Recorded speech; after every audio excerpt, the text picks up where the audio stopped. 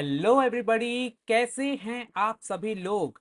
मैं हूं आपका दोस्त, आपका host, educator of economics, Aditya Shivhare, as known as your Aditya भैया।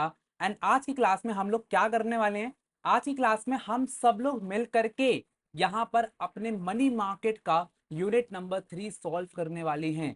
तो ये जो चैप्टर हो जाता है एक बहुत ही इंपॉर्टेंट चैप्टर आता है आपके एग्जाम पॉइंट ऑफ व्यू से, क्योंकि ये एक न्यू सिलेबस के अंडर में आता है। तो इससे भैया बहुत सारे एमसीक्यूज हमको देखने को मिल सकते हैं। एंड अगर मैं ओवरऑल मनी मार्केट चैप्टर की बात करता हूँ ना, तो इस यूनिट 3 का वेटेज बहुत ज्यादा है एंड ये थोड़ा सा कंफ्यूजिंग भी है। बट भैया टेंशन लेने की बात बिल्कुल नहीं है, क्योंकि आज आपके आदित्य भैया आपको पूरी की पूरी समरी देने वाले हैं वन शॉट में। एंड साथ ही साथ आपको बहुत सारे एमसीक्यूज भी सॉल्व करवाने वाले हैं। तो यहाँ पर बिल्कुल टेंशन नहीं लेना है, मेरे साथ यहाँ पर जल्दी जल्दी सारे कॉन्सेप्ट को समझना है, एमसीक्यूज की प्रैक्टिस करना है, ताकि फिर से इस चैप्टर को तुम्हें खोलना ना पड़े। भैया एक बार कंप्लीट हो गया तो हो गया, टेंशन खत्म हो जाए। तो अब हम सब लोग जानते हैं कि यहाँ पर सिर्फ 10 डेज बचे हुए हैं, बहुत ही कम टाइम बचा है सीए फाउंडेशन के लिए। सितंबर अटेम्प्ट सामने दिख रहा होगा, तो यहाँ पर अपने फुल फोकस के साथ वीडियो को देखना है और 2x स्पीड पर देखना है, ज्यादा टाइम वेस्ट नहीं करना है, ताकि यहाँ पर आपको जल्दी से सारी चीजों की क्लैरिटी आ जाए। तो चलो यार, जल्दी से वीडियो को स्टार्ट करते हैं, लेकिन उससे पहले वीडियो को लाइक जरूर कर देना, ताकि यहाँ पर वीडियो को सपोर्ट मिल सके। अब अगर मैं यहां पर चलता हूं सबसे पहले चैप्टर के ओवरव्यू के ऊपर, तो बेसिकली क्या बोला गया है इस पूरे के पूरे चैप्टर में। तो सबसे पहले यहां पर बोला गया है कि भैया मनी मार्केट में अपन क्या पढ़ने वाले हैं, मॉनेटरी पॉलिसी पढ़ने वाले हैं। अब ये मॉनेटरी पॉलिसी क्या हो जाता है, ये आरबीआई बनाती है, हम सब लोग जानते हैं। पर अब हम इसका पूरा का पूरा फ्रेमवर्क देखने वाले हैं, प्लस हम देखेंगे भैया ऑर्गेनाइजेशन का पूरा स्ट्रक्चर क्या हो जाता है, कैसे पॉलिसी डिसीजन ले जाते हैं। Everything we will going to talk about it. तो चलो जल्दी से बात करते हैं। अब भैया यहाँ पर जो मॉनेटरी पॉलिसी है वो क्या हो जाती है, चलो जरा जल्दी से देखते हैं। The Reserve Bank of India uses monetary policy to manage economic fluctuations and achieve price stability, ensuring low and stable inflation. अब देखो होता क्या है कि अपनी जो पूरी की पूरी इकोनॉमी होती है ना, वो यहाँ पर अच्छे से काम कर रही है। हाँ भैया, अच्छे से काम कर रही है। अब इस पूरी इकोनॉमी में काम करने के लिए हमको अपना जो इकोनॉमिक रिलेशनशिप है उसको मेंटेन करना पड़ता है। तो फॉर एग्जाम्पल बहुत ज्यादा महंगाई बढ़ रही है या फिर बहुत ज्यादा डिफ्लेशन हो रहा है, दोनों में हमारी जो है हमको क्या करना पड़ेगा, यहाँ पर अच्छे से मैनेजमेंट करना पड़ेगा। तो देखो समझना बात को, एक सिचुएशन है आपकी इन्फ्लेशन की। अब अगर इन्फ्लेशन यानी कि महंगाई हो रही है, तो जितने भी कंज्यूमर्स हैं वो यहाँ पर खफा हो जाएंगे। अपन सब लोग क्या करेंगे, गवर्नमेंट के पास जाएंगे, बोलेंगे भैया देखो बहुत दिक्कत है, क्योंकि यहाँ पर बहुत महंगाई हो रही है, हम जो है यहाँ पर गुड्स खरीद नहीं पा रहे हैं। तो यहाँ पर डिमांड कम हो जाएगी, और अगर डिमांड कम हो जाएगी तो ओवरऑल भैया दिक्कत जाएगी, क्योंकि डिमांड कम हो गई तो प्राइसेस फिर आराम से अपने आप कम हो जाएंगे, बहुत दिक्कत जाएगा। ठीक है, तो कंज्यूमर्स को अपने आप प्रॉब्लम जा रही है, फर्दर डिमांड की भी प्रॉब्लम जा रही है, तो इन्फ्लेशन अपने आप में प्रॉब्लम है। लेकिन उसके उल्टी साइड अगर हम देखते हैं, सो डिफ्लेशन भी एक बहुत बड़ी प्रॉब्लम है।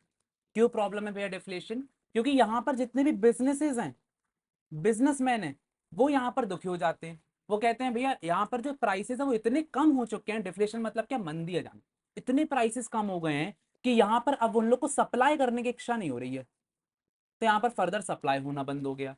तो यहाँ पर दोनों टगावर अगर हम देखते हैं तो दोनों जगह पर ही प्रॉब्लम जा रही है। समझ में आ रहा है? तो अब गवर्नमेंट यहाँ पर क्या करेगी, एक तो अपनी फिजिकल पॉलिसी अपन ने लास्ट चैप्टर में पढ़ा था पब्लिक फाइनेंस में। लेकिन यहाँ पर जो रिजर्व बैंक ऑफ इंडिया है, इसकी ये जिम्मेदारी है कि यहाँ पर जितनी भी प्राइस स्टेबिलिटी लेकर के आना है, यहाँ पर इन्फ्लेशन को कंट्रोल करना है, यहाँ पर हर चीज को, इसलिए यहाँ पर स्टेबल बोला गया, स्टेबल रखना है, ना ज्यादा डिफ्लेशन ना ज्यादा इन्फ्लेशन। तो यहाँ पर वो काम रिजर्व बैंक ऑफ इंडिया का हो जाता है, पहली चीज हो जाती है। अब रिजर्व बैंक ऑफ इंडिया करेगी क्या? तो सबसे पहले अगर मैं आपको ऊपर ऊपर से बताऊं, तो यहां पर सबसे पहले वो क्या करेगी, अपनी मनी सप्लाई को कंट्रोल करेगी। मनी सप्लाई को कंट्रोल करने का मतलब क्या हो गया, कि जितना भी टोटल पैसा है, टोटल मनी है अपनी इकोनॉमी में, टोटल मनी कितना है बेटा, फॉर एग्जांपल 100 रुपए पूरे पूरे भारत में 100 रुपए है, तो 100 रुपए को एडजस्ट करना पड़ेगा, मनी सप्लाई को कंट्रोल करना पड़ेगा। अब देखो 100 रुपए है, तो फॉर एग्जाम्पल 100 रुपए अगर बहुत ज्यादा लग रहा है, ठीक है बहुत ज्यादा लग रहा है, तो यहां पर क्या करेगी, यहां पर ओपन मार्केट ऑपरेशंस के थ्रू पैसे को खींच लेगी। पैसे को खींच कैसे लेगी भैया, आइए थोड़ा सा बात करते हैं। तो होता क्या है, देखो समझना बात को, हमेशा कोई भी अगर इकोनॉमी होती है ना, कोई भी इकोनॉमी में जो ओपन मार्केट ऑपरेशंस होता है, उसका काम हम लोग कैसे लेकर के आते हैं, कि यहाँ पर या तो कुछ सिक्योरिटीज बाय कर रहे होते हैं, या तो कोई सिक्योरिटीज सेल कर रहे होते हैं। तो जब भी अगर हमको क्या करना है, यहां पर पैसे को खींचना है, तो हम क्या करेंगे, यहां पर सेल कर देंगे सिक्योरिटीज को। तो यहाँ पर लोग क्या कहेंगे, भाई लोग तो पागल हैं। नहीं, लोग पागल नहीं है, लोग यहाँ पर बोलेंगे भाई अगर गवर्नमेंट सिक्योरिटीज दी है तो यहाँ पर आरबीआई इशू कर रहा है, सिक्योरिटी बहुत अच्छी है, तो क्यों ना पैसा इन्वेस्ट कर दिया जाए। तो अगर यहाँ पर आरबीआई आती है और वो क्या बोलती है कि भाई हम सेल कर रहे हैं, सेल कर रहे हैं, तो लोग अपना पैसा क्या करेंगे, यहाँ पर सिक्योरिटी सेल अगर हो रही है तो भैया परचेज करके आरबीआई को पैसा दे देंगे। समझ में आ रहा है, तो ये सेल ऑफ सिक्योरिटी होती है। तो ये क्या किया, पैसा खींच लिया आपने इकोनॉमी से, तो ये जो 100 रुपए था ये लोगों ने क्या किया, आरबीआई को दे दिया और उसके बदले कुछ सिक्योरिटीज ले ली, कोई दिक्कत नहीं है। लेकिन जब यहां पर इंजेक्ट करना है पैसा, जब पैसा डालना है, अगर 100 रुपए वापस करना है इकोनॉमी में, मनी सप्लाई को बढ़ाना है, तो यहां पर आरबीआई क्या करेगा, यहां पर सिक्योरिटीज को बाय कर लेगा। तो लोगों से बोलेगा एक काम करो, आप यहाँ पर सिक्योरिटीज हमको दे दो, हम आपको पैसा दे रहे हैं, तो कैश क्या हुआ, वापस से कंज्यूमर्स के पास आ गया। तो ये खेल रही है, समझ में आ रहा है, सिक्योरिटीज के थ्रू खेल रही है लोगों की भावनाओं के साथ। तो यहाँ पर पूरा का पूरा पैसा क्या हो गया, इकोनॉमी में वापस आ गया। तो ये अपन लोग बहुत ही डीपली भी पढ़ने वाले हैं, बस मैंने अभी ऊपर ऊपर से बता दिया। इसके अलावा इंटरेस्ट रेट को यहाँ पर एडजस्ट करेगी। तो इंटरेस्ट रेट क्या हो जाता है भाई, देखो शॉर्ट टर्म रेट्स हो जाते हैं कुछ कुछ, ठीक है। इंटरेस्ट रेट ज्यादा कर दिया तो लोग यहाँ पर क्या करेंगे, लोन लेना बंद कर देंगे। अगर लोन लेना बंद कर देंगे तो यहाँ पर क्या हो जाएगा, यहाँ पर अपने आप ही डिमांड गिर जाएगी, मनी सप्लाई को फिर कंट्रोल कर लिया। तो इंटरेस्ट रेट पर भी बहुत ज्यादा डिपेंड करता है। इसके अलावा आपकी इकोनॉमिक एक्टिविटी पर बहुत ज्यादा डिपेंड करता है कि यहाँ पर इनडायरेक्टली इन्फ्लुएंस कर रही है change in the short term rates. कुछ शॉर्ट टर्म रेट्स है, बैंक रेट है, रेपो रेट है, इन सबको चेंज कर दिया। तो यहाँ पर इसके पास कुछ कुछ ऐसे तरीके होते हैं, कुछ कुछ ऐसे इंस्ट्रूमेंट्स होते हैं जिसके थ्रू यहाँ पर आरबीआई क्या कर रही है, पूरी की पूरी मनी सप्लाई को कंट्रोल कर रही है, प्राइस स्टेबिलिटी लेकर के आ रही है और इन्फ्लेशन को भी स्टेबल कर रही है। तो यहाँ पर थोड़ा सा सब वर्ड्स याद कर लेना, बहुत ही ईजी आपको पड़ जाएगा। अब अगर मैं आगे बढ़ता हूं तो यहाँ पर पॉलिसी स्टैंड से, यहाँ पर एक पॉलिसी की अगर उससे बोलूं, तो अगर यहाँ पर लोअर करेगी इंटरेस्ट रेट को तो इकोनॉमिक एक्टिविटी ज्यादा बढ़ेगी। अगर आपको मैं बोल दूं कि भाई पता है आज ना लो अपने जो इंटरेस्ट रेट है ना वो कम हो गए हैं, आप सब लोग क्या करोगे, बैंक के सामने जाकर के बेटा लाइन लगा लोगे कि चलो जल्दी से लोन ले लेते हैं। लोन लेके क्या करेंगे, मोमोज की फैक्ट्री डाल देंगे, और मोमोज की फैक्ट्री डाल देंगे तो भैया दिन भर मोमोज खाएंगे। समझ में आ रहा है, चॉकलेट गर्ल्स क्या करेंगे, चॉकलेट की फैक्ट्री, भाई चॉकलेट ही चॉकलेट बन रही, दिन भर डेयरी मिल्क खा रहे हैं भाई, समझ में आ रहा है। तो ये लोअर इंटरेस्ट रेट के कारण लोग लोन बहुत जल्दी लेते हैं और फिर खर्चा करना शुरू कर देंगे, डिमांड बढ़ा देंगे, समझ में आ रहा। और अगर यहाँ पर इंटरेस्ट रेट ज्यादा हो जाएगा तो इससे इन्फ्लेशन कंट्रोल होगा, कैसे, क्योंकि अब लोगों को लोन नहीं मिल रहा तो लोगों ने खर्चा करना बंद कर दिया, खर्चा करना बंद कर दिया तो यहाँ पर क्या हुआ, अपने आप ही डिमांड कम हुई, डिमांड कम हुई तो प्राइस कम हुई, प्राइस कम हुआ तो इन्फ्लेशन कम हो गया। तो मैं खेल सिर्फ इतना ही समझना, ये तो दो चार वर्ड मैं बोल रहा हूँ, इसका रिलेशनशिप समझ जाओगे पूरा चैप्टर तुम्हारे लिए आसान हो गया। अब यहाँ पर बात करते हैं एक मेन चीज की जिसका नाम है मॉनेटरी पॉलिसी फ्रेमवर्क। यहाँ पर मॉनेटरी पॉलिसी फ्रेमवर्क काम है कैसे करता है, ये चलो जल्दी से पता लगा लेते हैं। अब यहाँ पर ऑब्जेक्टिव्स ऑफ मॉनेटरी पॉलिसी जाता है। तो अब देखो हर किसी का कुछ ना कुछ ऑब्जेक्टिव होता है। तुम्हारा ऑब्जेक्टिव है भाई सीए फाउंडेशन को क्लियर करना, लेकिन अगर मैं बात करता हूँ आरबीआई की, तो वो यहाँ पर मॉनेटरी पॉलिसी से क्या अचीव करना चाहता है। तुमसे कोई भी नींद में भी आके बोले ना तो दो तीन वर्ड्स को याद कर लो।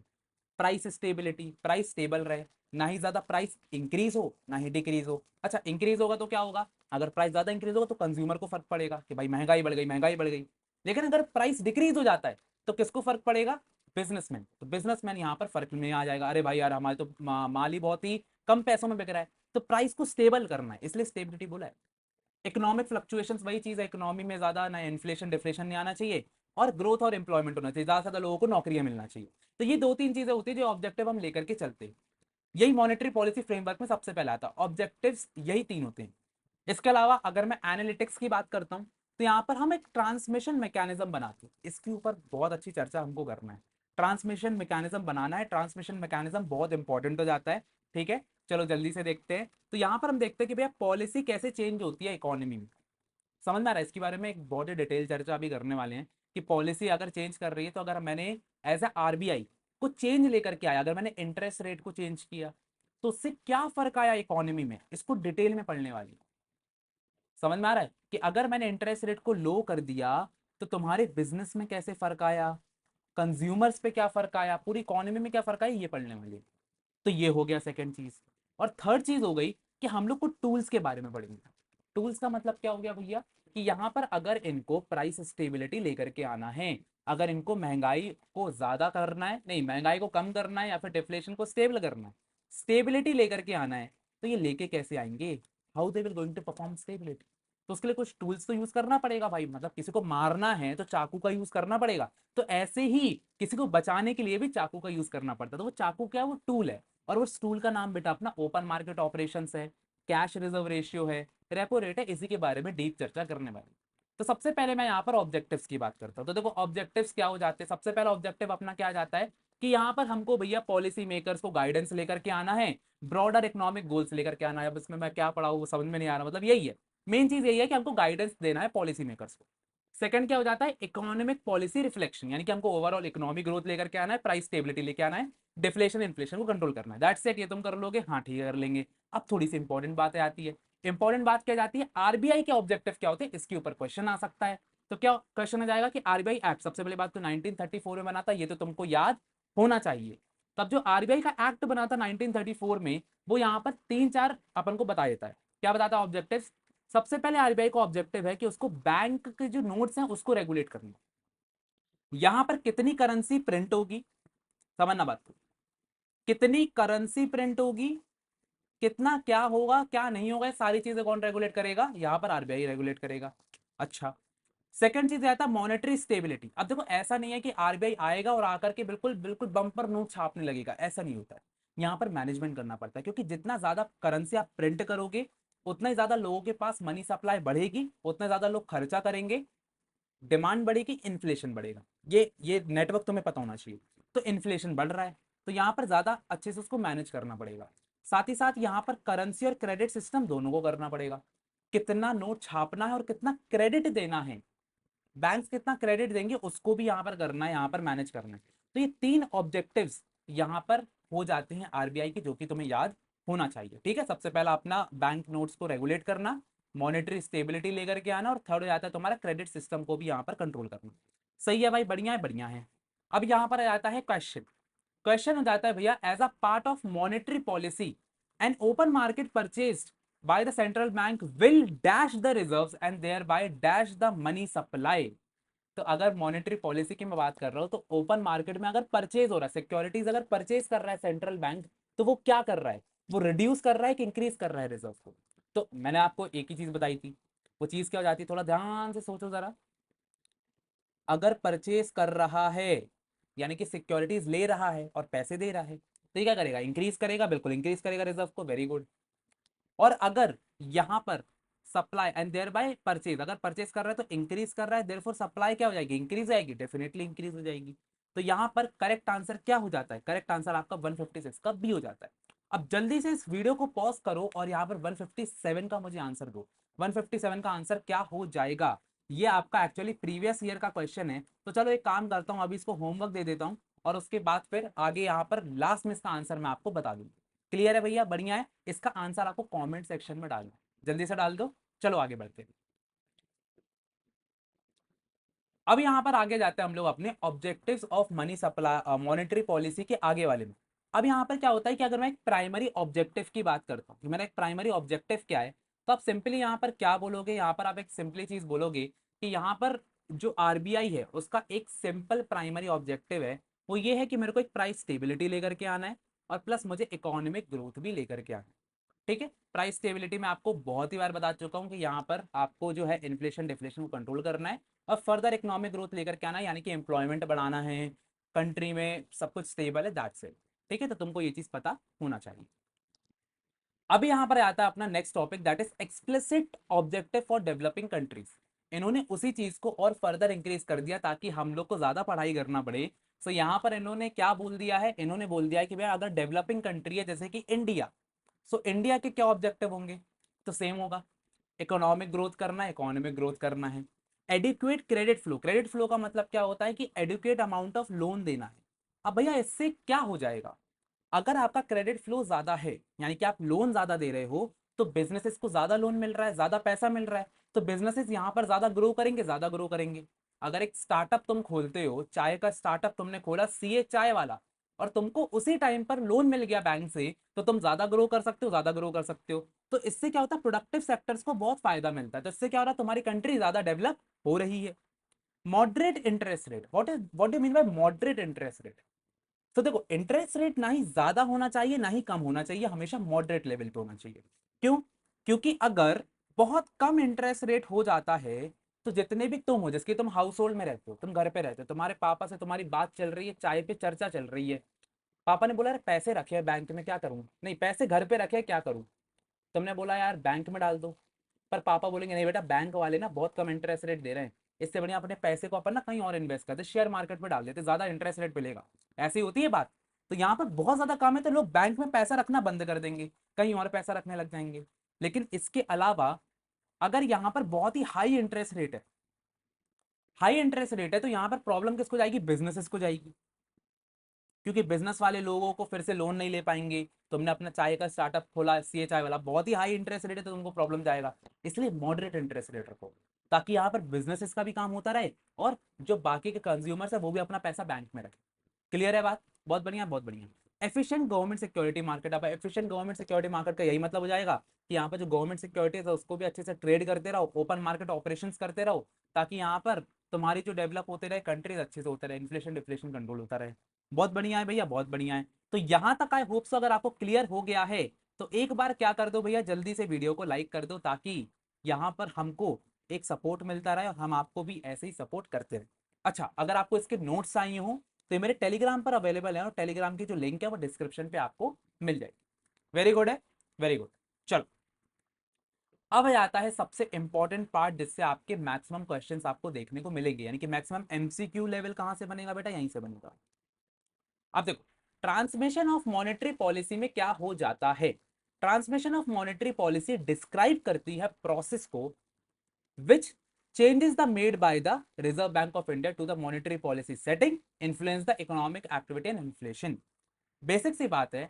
अब अगर आरबीआई कोई भी चेंज करती है, ठीक है, कोई भी चेंज करती है, चाहे प्लस करे चाहे माइनस करे, उससे इकोनॉमी में क्या फर्क आता है ये अब हम लोग देखने वाले हैं।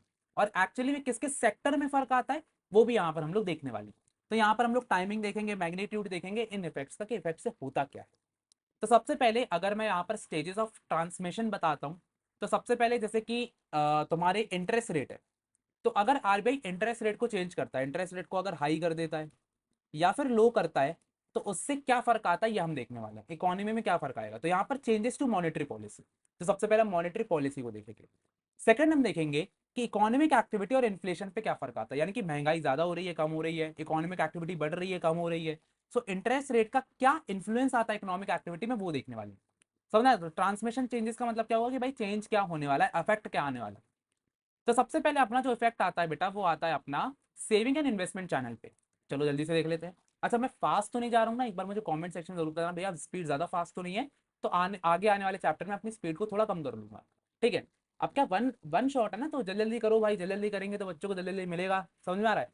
चलो, तो यहाँ पर सेविंग और इन्वेस्टमेंट चैनल पर क्या हो जाता है, क्या सारे बच्चे मुझे बता सकते हैं? बिल्कुल सही है। चलो, सेविंग का मतलब बेटा यहां पर हो जाता है कि आप सेव कर रहे हो, और सेव कौन करता है, हमेशा हाउस होल्ड करता है।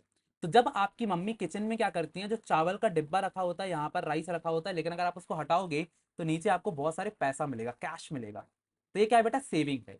लेकिन आप क्या करते हो, ये पैसे को चुरा करके स्टॉक मार्केट में लगा देते हो, ये क्या है बेटा, इन्वेस्टमेंट है। समझ में आ रहा है? इन्वेस्ट कर दिया आपने पैसे।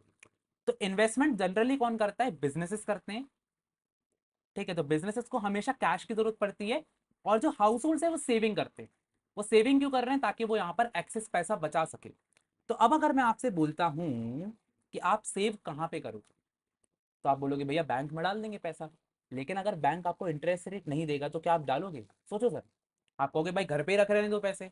अब अगर आप घर पे अपने जेब में पैसे रखते हो तो क्या वो बढ़ रहे हैं, नहीं बढ़ रहे हैं। पर अगर आप बैंक में डालते हो तो वो आपको एक इंटरेस्ट रेट देता है कि भाई 3% पैसा एक्स्ट्रा ले लो आप साल का, 3% हम बढ़ा देंगे आपके पैसे को। ये इसलिए आप बैंक में पैसा डाल करके रखते हो, आपको इंटरेस्ट मिल रहा है।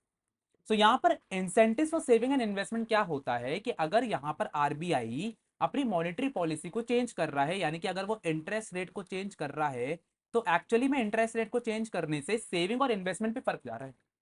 अब कैसे समझना बात को, अगर उसने अपने इंटरेस्ट रेट को डिक्रीज कर दिया, पहली सिचुएशन क्या है ध्यान से समझना, उसने अपने इंटरेस्ट रेट को यहां पर डिक्रीज किया, लोअर कर दिया है। यानी कि अब अगर आप बैंक में पैसा रखते हो तो आपको कम इंटरेस्ट रेट मिलेगा, बैंक में पैसा रखते हो तो कम इंटरेस्ट मिलेगा। तो क्या आप पैसा रखोगे, सोचो जरा। जैन लोग कह रहे होंगे भैया हम तो कभी पैसा ही ना रखेंगे, घर पे रख लेंगे, बैंक में नहीं डालेंगे। जैन लोग भैया बहुत मनी माइंडेड है भैया, बिजनेस माइंडेड होते हैं। समझ आ रहा है? तो बैंक में अगर आपको लो इंटरेस्ट मिल रहा है तो अब आप बैंक को प्रेफर नहीं करो। सो यही चीज ये बता रहा है कि अगर लोअर इंटरेस्ट मिल रहा है तो अब यहाँ पर जो हाउस होल्ड्स है वो लेस मोटिवेटेड है, यानी कि डीमोटिवेटेड हो गए, क्योंकि उनको लो रिटर्न्स मिल रहे हैं। अब उनको ज्यादा इंटरेस्ट रेट नहीं मिल रहा, उनका इंटरेस्ट रेट क्या हो गया बेटा, डाउन हो गया, तो उनको ज्यादा फायदा नहीं हो रहा है। और मैंने आपको क्या बोला भैया, फायदा नहीं होगा तो नहीं रखेंगे, बिल्कुल सही बात है। तो देखो एकदम से लोगों ने पैसा रखना बंद कर दिया। समझ में आ रहा है? अच्छा, मैंने आपको क्या बताया था लास्ट चैप्टर में कि अगर लोग पैसा बैंक में रखेंगे तो आगे लोन कैसे देंगे, तो लोन नहीं मिलेगा। लोन नहीं मिलेगा तो बिजनेसेस ग्रो कैसे करेंगे, बिजनेस को तो लोन चाहिए भैया। ये देखो भूखे हैं, पैसे के भूखे हैं भाई। जॉम्बी वाली मूवी देखा ना, बिजनेस जॉम्बी जैसे है बेटा, पैसे की भूखे है, पैसे चाहिए। और पैसे कौन देगा, जब तक ये लोग सेव नहीं करेंगे ना, हाउस होल्ड अपन जैसे लोग जब तक बैंक में पैसा नहीं रखेंगे ना, बैंक इनको लोन नहीं दे पाएगा। तो लोन नहीं दे पाएगा, ग्रो कैसे करेंगे, तो इकोनॉमी बैठ गई भाई। तो यहां पर लोअर इंटरेस्ट रेट अगर कर दिया तो लोग यहां पर पैसा रखना बंद कर दिया। यहां पर हाँ, बोरिंग इंक्रीज हो जाएगी। बोरिंग का मतलब क्या है कि यहां पर अगर लो कर दी तो आप इंटरेस्ट रेट को, तो यहां पर जो बिजनेसेस हैं वो यहां पर ज्यादातर क्या करने लगेंगे, लोन लेने लग जाएंगे। क्योंकि लोअर इंटरेस्ट रेट है तो यहाँ पर हाउस होल्ड और बैंक दोनों, मतलब जो भी कंपनीज है वो भी बोरो करेंगे। तो अगर तुम्हारा इंटरेस्ट रेट कम हो गया है तो तुम पापा से कहोगे पापा इंटरेस्ट रेट कम हो गया है, यानी कि कम रेट पर लोन मिल रहा है, पापा कहेंगे चलो चलो आईफोन दिला देते, आईफोन दिला देते। तो तुमको यहाँ पर आईफोन मिल जाएगा, बिकॉज आरबीआई ने क्या किया, यहाँ पर इंटरेस्ट रेट लो कर दिया। समझ में आ रहा है? मैं बहुत डीप में इसलिए पढ़ा रहा हूँ क्योंकि एक बार पढ़ाऊंगा तो तुमको हमेशा याद रहेगा, तुमको अगली बार बुक खोलने की जरूरत नहीं पड़ेगी। अगर मैं यहाँ पर बिजनेस इन्वेस्टमेंट की बात करता हूँ तो बिजनेस में भी सेम चीज होती है, ठीक है। मैंने वही बताया पहले, मैंने तुमको हाउस होल्ड के बाद ये बताया। अगर लोअर बोरिंग कॉस्ट होगा तो इन लोग क्या करेंगे भैया, ज्यादातर यहाँ पर इंक्रीज करेंगे इन्वेस्टमेंट को और ज्यादा अच्छा कैपिटल गुड यहाँ पर कमाएंगे। तो बिजनेसेस को फायदा है, जितना लोअर इंटरेस्ट रेट रहेगा हमेशा बिजनेसेस को फायदा रहेगा, हाउस होल्ड को नुकसान रहेगा। और यहाँ पर ज्यादा इनके रिटर्न्स भी बढ़ जाएंगे। कैसे रिटर्न्स बढ़ जाएंगे, अगर इनको फॉर एग्जाम्पल, समझना बात को, अगर इनको पहले 10% रेट पर लोन मिल रहा था, अब इनको मिल रहा है 9% पे, या फिर चलो 6% पे मिल रहा है, ठीक है, कम हो गया, इंटरेस्ट रेट कम हो गया।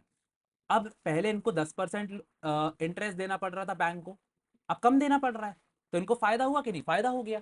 अब अगर फायदा हो गया तो ये लोग क्या करेंगे, तुरंत भैया गाड़ी निकालेंगे और जाकर के खरीद आएंगे अच्छा खासा कुछ ना कुछ, मशीन खरीद लेंगे, आईफोन खरीद लेंगे, गाड़ी मर्सिडीज खरीद लेंगे। समझ में आ रहा है? मर्सिडीज खरीद लेंगे, क्यों भाई, अब कम इंटरेस्ट रेट मिल रहा है ना, तो हायर रिटर्न हो रहा है। हाँ भैया रिटर्न बढ़ गए, हाँ, क्योंकि कॉस्ट कम हो गई ना।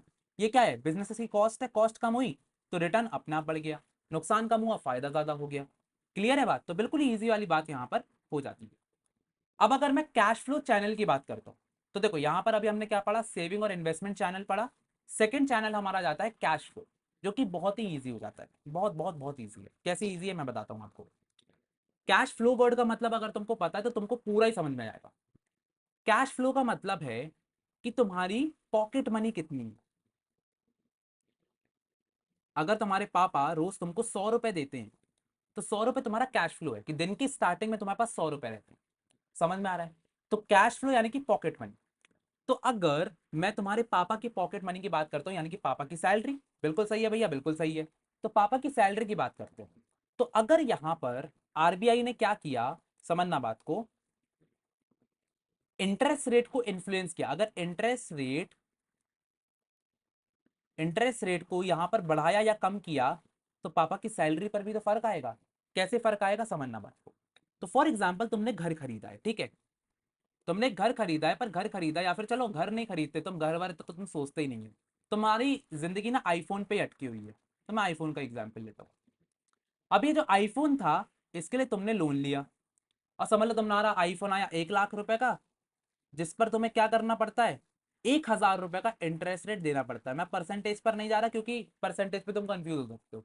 10% तुम लेके चल लो, ठीक है, सीए वाले हो बहुत मालूम है, ठीक है, चलो 10% तुमको पता है, ठीक है।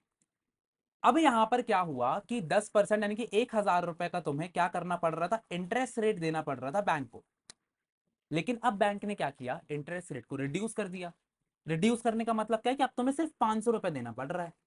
ओ, यानी कि अगर तुम्हारी पॉकेट मनी 5,000 रुपए थी तो 5,000 रुपए से पहले तुम्हें 1,000 रुपए तो बैंक को देना पड़ रहा था, लेकिन अब तुम्हें सिर्फ 500 रुपए देना पड़ रहा है, तो तुम्हारी पॉकेट मनी ज्यादा बची। हाँ भैया ज्यादा बची, तो यही वो बताना चाह रहा है कि अगर तुम्हारा रिड्यूस डेट रीपेमेंट है, यानी कि अगर तुमने इंटरेस्ट रेट को कम कर दिया तो लोगों की जो कॉस्ट है, इंटरेस्ट रेट देने की कॉस्ट है, वो यहाँ पर कम हो जाएगी। तो उससे उनकी जो स्पेंडिंग है, डिस्पोजेबल इनकम है, यानी कि उनकी जो सैलरी है, इनकम है, वो बढ़ जाएगी। ठीक है। अगर 5,000 रुपए तुम्हारी पॉकेट मनी है, उसमें से 500 रुपए तुम्हें समझ लो किसी बैंक को देना पड़ रहा था, अब वो नहीं देना पड़ रहा 500 रुपए, तो तुम्हारे पास 5,000 पूरे बच रहे हैं। तो अब तुम क्या करोगे? अब तुम मोमोज के साथ पिज्जा भी खाओगे, तो तुम्हारी स्पेंडिंग बढ़ गई। वेरी गुड है, वेरी गुड है। इसके अलावा यहाँ पर और क्या हो जाएगा? Reduce interest income. Interest income का मतलब क्या है कि अगर लोअर इंटरेस्ट रेट रहेंगे तो यहाँ पर तुम्हारी इनकम फ्रॉम डिपॉजिट और ज्यादा बढ़ जाएगी, तो यहाँ पर तुम्हारी स्पेंडिंग रिड्यूस जाएगी। समझना बात को।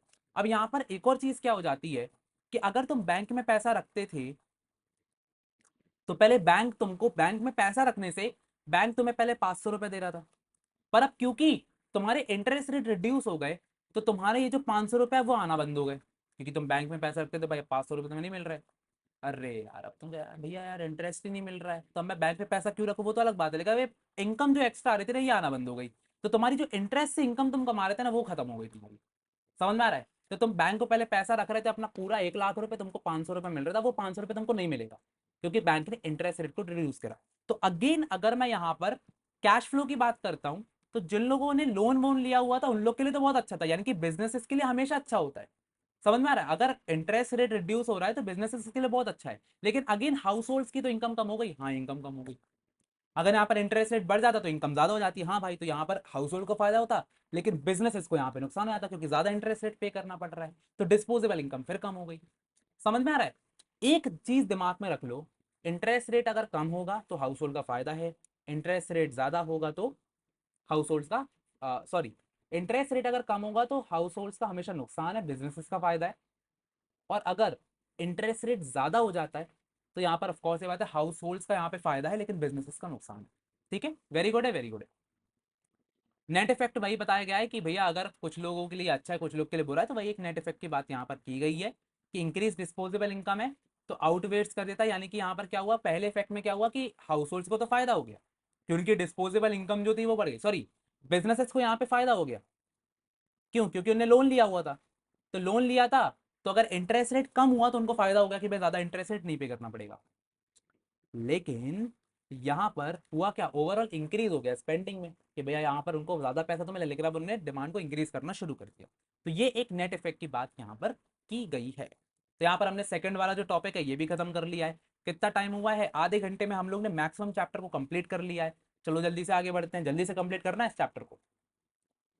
अब अगर मैं एसेट प्राइसेस और वेल्थ चैनल की बात करता हूं, तो अब यहां पर हम लोग ये पढ़ने वाले हैं कि अगर आपका इंटरेस्ट रेट इंक्रीज या डिक्रीज होता है तो उस इंटरेस्ट रेट से आपके एसेट्स में क्या फर्क आता है। तो चलो मैं ऐसे ही बता देता हूं आपको। अगर फॉर एग्जाम्पल इंटरेस्ट रेट कम हो जाता है, समझना बात को, अगर इंटरेस्ट रेट कम हो जाता है यानी कि अब आप लोन आराम से ले सकते हो। तो अगर आप लोन आराम से ले सकते हो तो आपको लोन अच्छे से मिल रहा है, यानी कि आप कम रेट पर मिल रहा है, तो आप क्या करोगे? तुरंत जाकर के आईफोन को लोन पर उठा लोगे। आप कहोगे चलो भैया आईफोन ले लेते हैं, भैया कम रेट पर मिल रहा है, मम्मी ईएमआई कम लग रही है, लोन कम लग रहा है, इंटरेस्ट रेट कम लग रहा है, आईफोन दिला दो, लोन ले लेते हैं आईफोन के लिए, जो कि आजकल ज्यादातर बच्चे करते हैं। ठीक है, अब तुमने फोन तो उठा लिया कम रेट पर, यानी कि आईफोन की डिमांड बढ़ गई। हाँ भाई, बिल्कुल सही बात है। तो यहाँ पर तुमने क्या किया, इंटरेस्ट रेट कम होने से एसेट की जो डिमांड होती है ना, वो यहाँ पर बढ़ जाती है, यानी कि ओवरऑल अगर मैं देखता हूँ तो एसेट का जो प्राइस है ना वो भी बढ़ जाता है। अगर आईफोन की डिमांड बढ़ेगी तो एसेट का प्राइस भी बढ़ेगा। ये खेल हो जाता है। समझ में आ रहा है? तो जितना ज्यादा लोगों को अगर आप इंटरेस्ट रेट को कम करोगे उतना ही ज्यादा उस एसेट को लोग परचेज करेंगे, और परचेज करने के कारण जो आईफोन की वैल्यू है वो और बढ़ जाएगी। हाँ भैया, बिल्कुल बढ़ जाएगी। सिमिलर एग्जाम्पल आप घर का भी ले सकते हो कि अगर लोगों को इंटरेस्ट रेट कम कर दे यहाँ पर आरबीआई, तो लोग ज्यादा लोन लेंगे, होम लोन लेंगे, और यहाँ पर एसेट के नाम पर क्या लेने लग जाएंगे? घर खरीदने लग जाएंगे। अगर होम ज्यादा खरीदेंगे तो जो घर की वैल्यू है वो बढ़ने लग जाएगी। हाँ भैया, बढ़ने लग जाएगी। ये खेल होता है एसेट के ऊपर। तो यहीं पर देखो ये चीज बताई गई है कि अगर यहां पर आपका इंटरेस्ट रेट कम हो जाता है तो यहां पर जो एसेट और वेल्थ का लेवल है वो यहां पर इफेक्ट हो जाता है। समझ में आ रहा है? तो यहां पर स्पेंडिंग बिहेवियर भी इफेक्ट होगा और कंजम्पशन और इन्वेस्टमेंट भी इफेक्ट होगा। तो अगर यहाँ पर लोअर इंटरेस्ट रेट रहेगा तो यहाँ पर एसेट के प्राइसेस, जैसे हाउसिंग हो गया, इक्विटीज हो गया, इनकी डिमांड ज्यादा होगी और इनकी वैल्यू भी बढ़ने लग जाएगी, तो इनकी वैल्यू बहुत ज्यादा बढ़ जाएगी। समझ में आ रहा है? इसके अलावा अगर मैं कोलेट्रल वैल्यू की बात करता हूं तो कोलेट्रल वैल्यू बढ़ जाएगी। अब कोलेट्रल का मतलब क्या हो जाता है, समझना बात को। अगर तुम आईफोन बहुत ज्यादा खरीद रहे हो, ठीक है, तुम बहुत ज्यादा आईफोन खरीद रहे हो, तुम्हारा वो अलग मैटर है। मेरे पास ऑलरेडी आईफोन 14 है, ठीक है, वैसे तो सच में मैं आईफोन 14 चला रहा हूँ। अगर तुम आईफोन 14 को खरीद रहे हो बार बार, तो मेरे पास जो एग्जिस्टिंग आईफोन पड़ा हुआ है इसकी वैल्यू बढ़ गई। हाँ बढ़ गई भैया, समझ में आ रहा है। इसकी वैल्यू अपना बढ़ गई क्योंकि लोग इसको खरीद रहे, तो इसकी डिमांड मार्केट में बढ़ गई। तो मैं अगर इसको बेचने के लिए जाता हूं तो इसकी वैल्यू मेरे को ज्यादा मिलेगी। सिमिलरली अगर मैं हाउस की बात करता हूं, तो अगर तुम लोग बहुत ज्यादा होम लोन लेकर के होम खरीद रहे हो, हाउसेस खरीद रहे हो, तो मेरे जो हाउस की वैल्यू है वो अपने आप बढ़ जाएगी। यानी कि सिर्फ एक इंटरेस्ट रेट कम होने से मेरे एग्जिस्टिंग हाउस की वैल्यू अपने आप बढ़ गई, क्योंकि उसकी डिमांड मार्केट में बढ़ी हुई है। इसको बोलते हैं कि आपके कोलेटरल की जो वैल्यू है वो अपने आप यहां पर क्या हो गई बेटा, इंक्रीज हो गई। This is called as increased collateral value. इसके अलावा अगर मैं वेल्थ इफेक्ट की बात करता हूं, तो ओवरऑल वेल्थ भी आपकी बढ़ जाएगी। कैसे, समझना बात को। वेल्थ का मतलब क्या होता है, जब मैं तुम्हारे सारे एसेट्स को एड अप कर देता हूं, यानी कि तुम्हारे आईफोन को, तुम्हारे हाउस को, तुम्हारे कार को, हर चीज को एड अप कर देता हूं, तो वो तुम्हारी वेल्थ बन जाती है। वेल्थ मतलब क्या, टोटल एसेट्स। तो अगर एसेट की वैल्यू बढ़ रही है तो वेल्थ की वैल्यू अपने आप ही बढ़ेगी भाई, सिंपल सी बात है। अब तुम्हारे पास आईफोन भी है, तुम्हारे पास हाउस भी है, क्यों है, क्योंकि लोन सस्ते हो गए ना। तो तुमने ज्यादा कंजम्पशन किया, ज्यादा इन्वेस्टमेंट किया, और तुम्हारी वेल्थ अपने आप ही यहाँ पर इंक्रीज हो गई। तो ऐसे करके इंटरेस्ट रेट कम होने से तुम्हारी एसेट और वेल्थ हमेशा बढ़ जाती है। इसके ऊपर एक एमसीक्यू तुम्हें आ सकता है। तो ये वाला टॉपिक भी हमने कंप्लीट कर लिया है। बस एक लास्ट चीज बची है, इसके बाद हमारा ये जो पूरा ट्रांसमिशन वाला टॉपिक है ना, ये कंप्लीट हो जाएगा। तो चलो जल्दी से उसके ऊपर चलते हैं। सो फाइनली यहाँ पर हम कंटिन्यू कर रहे हैं। सो यहाँ से हम कंटिन्यू कर रहे हैं अपने नेक्स्ट पार्ट को। This is the part 2 of the video, ठीक है। चलो, सो आप कट यहाँ से लगा देना। This is the exchange rate वाला, जैसे मैं बोलना स्टार्ट करूंगा अभी, तो आप कट लगा देना। सो अब हमारा नेक्स्ट पॉइंट यहाँ पे आता है एक्सचेंज रेट का चैनल। अब देखो एक्सचेंज रेट का चैनल यहाँ पे कैसे काम करता है, जल्दी से इसको देखेंगे। सो यहाँ पर सबसे पहले एक्सचेंज रेट का मतलब क्या होता है। एक्सचेंज रेट का मतलब होता है कि जो आपका इंटरेस्ट रेट होता है, समझना बात को, इंटरेस्ट रेट होता है, ये कैसे अफेक्ट कर रहा है, कैसे अफेक्ट कर रहा है आपके एक्सचेंज रेट को, ये आपको समझना है। अब देखो समझना बात को, अगर आपका जो इंटरेस्ट रेट है वो यहां पर डिक्रीज हो रहा है, डिक्रीज हो रहा है, अगर मैं यहां पर बढ़ता हूं तो हाँ, इन लोगों ने डिक्रीज ही किया, ठीक है। अब अगर यहां पर इंटरेस्ट रेट डिक्रीज हो रहा है, सो इसके थ्रू क्या होगा कि आपका जो एक्सचेंज रेट है वो यहां पर डिक्रीज हो जाएगा। यानी कि आपकी जो करेंसी है, समझना बात को, इसको आपको समझना बहुत इंपॉर्टेंट है। हमारा जो का रुपी है, अपनी जो करेंसी है ना, वो यहां पर डेप्रिशिएट हो जाएगी। What is the meaning of depreciate, यानी कि अगर आपका $1 पहले 80 रुपए में आप खरीद सकते थे, 80 रुपीज में परचेज कर सकते थे, अब आप $1 को 85 रुपीज में परचेज करो, पैसा बढ़ गया ना। पहले मैं 80 रुपए में $1 मिलता था, अब 85 रुपीज का मिल रहा है, तो मुझे तो महंगा हो गया। जैसा इंडियन बंदा, मुझे यहां पर लॉस हो रहा है, समझना बात को। तो इंटरेस्ट रेट गिरा, यानी कि इंटरेस्ट रेट गिरा, इसका मतलब क्या है, समझना बात को। ये करेंसी डेप्रिशिएट क्यों हुई, अब इसका मैं आपको रीजन बताता हूं। इसका रीजन बेटा क्या हो जाता है कि अगर इंटरेस्ट रेट डाउन हो गया, तो जो फॉरेन के बंदे हैं, फॉरेन के बंदे को अपन चाय पिला के आए थे, जिसको मुझे तो पता ही नहीं था वो कौन बंदा था, तो ओके। तो यहाँ पर बिल गेट्स की मैं बात कर रहा था। तो फॉर एग्जाम्पल बिल गेट्स है। अब बिल गेट्स को पता चला कि यहाँ पर इंडिया का जो इंटरेस्ट रेट है वो कम हो गया है। तो अगर वो बैंक में जो उसका पैसा पड़ा हुआ था, उसको पता है भाई, अब अगर मेरा इंडियन बैंक में, ये इंडिया की बात कर रहा हूं मैं, इंडियन बैंक में जो मेरा पैसा पड़ा हुआ है, अब उसको मुझे ज्यादा इंटरेस्ट रेट नहीं मिल रहा, तो वो क्या करेगा, अपने पैसे को निकाल लेगा। तो वो बैंक से बोलेगा, ले भाई अपना रुपया पकड़ो, रुपीस पकड़ो, और मुझे मेरा डॉलर दे दो। तो डॉलर किसके पास चला गया, बिल गेट्स के पास चला गया, और उसने रुपीस दे दिया और अपना डॉलर निकाल लिया। यानी कि इंडियन मार्केट से डॉलर चला गया, रुपीस की जो सप्लाई है वो बढ़ गई, समझना बात को। तुम बस मेरी बातों को सुनोगे तब समझ आएगा। तो बिल गेट्स ने क्या किया, रुपीस दे दिया इंडिया को और डॉलर ले गया। अब अगर रुपीस दे दिया तो रुपीस की क्या हुई बेटा, सप्लाई बढ़ गई। दैट मीन्स इसकी जो वैल्यू है वो क्या हो गई, डेप्रिशिएट हो गई। हाँ भैया डेप्रिशिएट हो गई। किसी भी चीज की सप्लाई बढ़ती है तो उसकी डेप्रिसिएशन हो जाता है।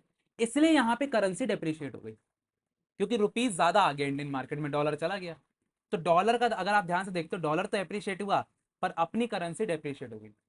अब इसका फायदा किसको होगा? नुकसान तो इंडियंस को हो गया भाई, कि अब अगर अपन लोग बाहर जाते हैं, तो अगर मैं बाहर जाकर के समझ लो $1 की चॉकलेट खरीद रहा था, $1 की चॉकलेट खरीद रहा था, तो वो चॉकलेट पहले उसके लिए मुझे ₹80 देना पड़ता था, अब मुझे ₹85 देना पड़ रहा है, तो मेरे लिए तो महंगाई हो गई। यानी कि यहां पर क्या हुआ बेटा, इंपोर्ट महंगा हो गया। तो इसके थ्रू क्या होता है, इंपोर्ट तो कम होता है लेकिन एक्सपोर्ट बढ़ जाता है। क्यों बढ़ जाता है एक्सपोर्ट, समझना बात को। बिल गेट्स के कारण क्या हुआ, समझना बात को। बिल गेट्स ने क्या किया भाई, बिल गेट्स तो आया अपने यहाँ पर रुपया छोड़ गया, क्यों? क्योंकि उसको इंटरेस्ट रेट कम मिल रहा था। इंटरेस्ट रेट उसको कम मिल रहा था तो रुपया उसने दे दिया और अपना डॉलर ले गया। इससे हुआ क्या कि जब दूसरा कोई व्यक्ति आया, फॉर एग्जाम्पल और कौन इंपॉर्टेंट व्यक्ति है, एलॉन मस्क आ गया, ठीक है। तो इससे एलॉन मस्क को क्या फायदा हुआ कि अब अगर वो इंडिया में कोई भी चीज खरीदेगा, तो पहले उसको $1 के बदले ₹80 मिल रहा था, लेकिन अब उसको $1 के बदले ₹85 मिल रहा है। कन्वर्जन वो अगर करेगा तो पहले उसको $1 के बदले ₹80 मिल रहा था, उसको 85 मिल रहा था, उसका तो फायदा हो गया। तो पहले अगर वो ₹80 की चीज इंडिया में खरीद रहा था, तो अब 85 की खरीदेगा। यानी कि वो इंडिया से क्या करेगा, एक्सपोर्ट करेगा। यानी कि मतलब बेसिकली इंडिया ज्यादा एक्सपोर्ट करने लगेगा, क्योंकि इलॉन मस्क ज्यादा खरीद रहा है। तो अगर इलॉन मस्क टेस्ला खरीदने आया, तो पहले उसको ₹80 देना पड़ रहा था, अब उसको सॉरी पहले उसको $1 पर 80 मिल रहा था, अब उसको $1 पर 85 मिल रहा है। तो उसका तो फायदा हो गया भाई, तो एक्सपोर्ट ज्यादा हो जाएगा इंडिया का। ठीक है, सिचुएशन क्लियर हो गई है। तो अब यहाँ पर अगर मैं फाइनल समरी की बात करता हूँ, तो फाइनल समरी क्या हो जाती है कि यहाँ पर अगर मैं इंटरेस्ट रेट को कम कर देता हूँ, तो इंटरेस्ट रेट को अगर कम करूंगा, तो यहाँ पर क्या हो जाएगा, जो बिल गेट्स है वो यहाँ पर कहेगा भाई मेरे को ज्यादा इंटरेस्ट रेट नहीं मिल रहा है इंडिया में, तो वो अपना रुपया जो है वापस कर देगा और अपना डॉलर जो है लेकर के चला जाएगा। जैसे कारण रुपीज की वैल्यू यहाँ पे कम हो जाएगी, तो रुपीज की वैल्यू अगर पहले ₹80 थी, तो अब ₹85 हो जाएगी। ये भी तुमको पता होना चाहिए। एंड इसके कारण आपका जो एक्सपोर्ट है वो तो बढ़ जाएगा, एक्सपोर्ट में तो फायदा होगा, क्योंकि रुपया सस्ता हो गया है, वैल्यू गिर गई है, और यहाँ पर इंपोर्ट जो है वो महंगा हो जाएगा। क्लियर है बात? तो ये एक समरी तुमको पता होना चाहिए। एंड ऐसे करके मैंने यहाँ पर क्या कर दिया, यहाँ पर मैंने अपना जो एक्सचेंज रेट है उसको यहाँ पर सीधा सीधा सही कर दिया है। तो यहाँ पर ये दोनों चीजें हो गई हैं, ये दोनों चीजें हो गई हैं। अब इसके बाद फिर मैं कैपिटल आउटफ्लो की बात करता हूँ, तो यही चीज इसने बताई है कि कैपिटल आउटफ्लो यहाँ पर हो जाएगा, यानी कि कैपिटल जा रहा है भाई, करेंसी डेप्रिशिएट हो रही है, तो कैपिटल आउटफ्लो हो रहा है। फॉरेन वाले लोग अब क्या कर रहे हैं, अपना पैसा लेकर के जा रहे हैं वापस, डेप्रिसिएशन हो रहा है। ठीक है भैया, बढ़िया है बढ़िया है। इंपैक्ट ऑन इंपोर्ट्स, इंपोर्ट्स तो यहाँ पर बढ़ जाएगा। ये देखो जरा, इंडियन गुड्स क्योंकि चीप हो गए हैं, लोअर एक्सचेंज रेट हो गया, तो यहाँ पर जो अपना एक्सपोर्ट है वो तो बढ़ गया, लेकिन इंपोर्ट्स कम हो गया। डेफिनेटली डेफिनेटली, तो यहाँ पर देखो इन्फ्लेशन बढ़ गया है। इन्फ्लेशन बढ़ गया मतलब कि आप जो है बाहर के गुड्स आप परचेज नहीं कर पा रहे, क्योंकि महंगे हो गए ना, तो इन्फ्लेशन बढ़ गया। चलो भैया, तो यहाँ पर फाइनली फाइनली फाइनली सारी चीजें मैंने यहाँ पर क्लियर कर दी हैं, बहुत अच्छे से क्लियर कर दी हैं। अब आप लोग का होमवर्क क्या है भैया, होमवर्क यहाँ पर यही चीज है कि आपको यहाँ पर ओपन मार्केट ऑपरेशन वाली जो दो मैंने दिए हैं, इसके जो आंसर है कमेंट सेक्शन पे डालना है, और फिर जब आप कमेंट्स पे आंसर दोगे तो मैं यहाँ पर उसको चेक कर दूंगा। तो पहला क्वेश्चन यहाँ पर क्या आता है, open market operation sale of securities से मनी सप्लाई में क्या होता है, क्या वो डिक्रीज होती है, इंक्रीज होती है, नो चेंज, या फिर ए और बी। और सेकंड आता है, refers to the minimum 1% of the net demand and time liabilities to be kept commercial bank with a central bank। Central bank के साथ यहाँ पे क्या रखना पड़ता है, SLR, CRR, बैंक रेट या फिर रेपो रेट। तो सब जानते हैं भाई सेंट्रल बैंक के साथ क्या रखना पड़ता है। ठीक है, बढ़िया है, इसका आंसर आपको मुझे देना पड़ेगा कमेंट सेक्शन में। अब यहां पर क्या आ जाता है, अब यहां पर आ जाता है आपके operating procedures. Okay, operating procedures क्या हो जाते हैं भैया, जल्दी से यहां पर समझते हैं। तो याद करो मैंने आपसे बोला था कि भैया कुछ टूल्स होते हैं, कुछ टूल्स होते हैं जो कि आरबीआई यहां पर यूज करता है मनी सप्लाई को कंट्रोल करने के लिए। एंड डेफिनेटली अब हम लोग इसके बारे में ही वार्तालाप करने वाले हैं। चलो आ जाओ जल्दी से। अब यहां पर आता है देखो भैया क्वांटिटेटिव टूल्स। क्वांटिटेटिव टूल्स क्या हो जाता है, चलो जल्दी से देखो। क्वांटिटेटिव का मतलब ही होता है बेटा क्वांटिटी, यानी कि आप किसी चीज की क्वांटिटी को कम या ज्यादा कर रहे हो। ठीक है, पहली चीज है। ये tools reserve bank of India क्या कर रहा है, अप्लाई कर रहा है, अप्लाई कर रहा है। इससे क्या कर रहा है, वो मनी सप्लाई को इन्फ्लुएंस कर रहा है, मनी सप्लाई को इन्फ्लुएंस कर रहा है एंटायर इकोनॉमी में। इसके ऊपर क्वेश्चन आ जाएगा। जब मैं पूरी इकोनॉमी को, एंटायर इकोनॉमी को क्या करना चाहता हूँ, इन्फ्लुएंस करना चाहता हूँ, चेंज करना चाहता हूँ, मनी सप्लाई को पूरी कंट्री में चेंज करना चाहता हूँ, तो मैं यहाँ पर क्वांटिटेटिव टूल्स का यूज करूंगा। वेरी गुड, क्वांटिटेटिव का यूज करूंगा। सारी सेक्टर्स को चेंज करना चाहता हूं, मैं यहाँ पर क्वांटिटेटिव टूल्स का यूज करूंगा। तो भैया क्वालिटेटिव का क्या मतलब हो जाता है? क्वालिटेटिव में आप कुछ सेक्टर्स की बात करते हो, you are influence only some sectors. जैसे कि सिर्फ मैंने मैन्युफैक्चरिंग की बात करी तो सिर्फ मैन्युफैक्चरिंग की बात करूँ, तो हम टॉकिंग अबाउट सम सेक्टर्स, यहाँ पर मैं सारे सेक्टर्स की बात करूँ। क्लियर है? एमसीक्यू आएगा तो कर लोगे ना? हाँ भैया कर लेंगे।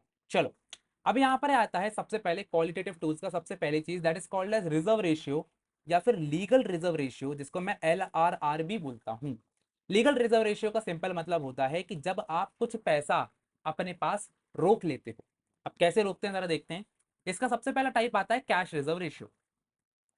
कैश रिजर्व रेशियो का सिंपल मतलब होता है कि जब अपने पापा, पापा मतलब RBI, कॉमर्शियल बैंक यानी कि बेटा, RBI जो अपने बेटा है यानी कि SBI, ठीक है, मैं SBI को एज अ कॉमर्शियल बैंक यहाँ पे लेके चल रहा हूँ, और RBI तो अपना सेंट्रल बैंक होता ही है। तो जब RBI SBI से बोले कि सुनो बेटा, तुमको यहाँ पे क्या करना है, यहाँ पर एक पोर्शन ऑफ डिपॉजिट यहाँ पर बैंक को RBI के पास रखना है। यानी कि SBI से बोल दिया कि देखो तुम जितने भी लोन दे रहे हो ठीक है, तो फॉर एग्जाम्पल यहाँ पर एक कंज्यूमर, समझना बात को, कंज्यूमर का भी नाम रख देते, समझ लो राम, ठीक है, नहीं यार मैं नाम चेंज करूंगा, बिकॉज भगवान है ना, तो ऐसे नहीं बोल सकते। तो यहाँ पर मैं नाम रख देता हूँ फॉर एग्जाम्पल मोहन, अरे ये तो फिर से कृष्ण जी का नाम हो गया, चलो ठीक है भाई कोई दिक्कत नहीं है।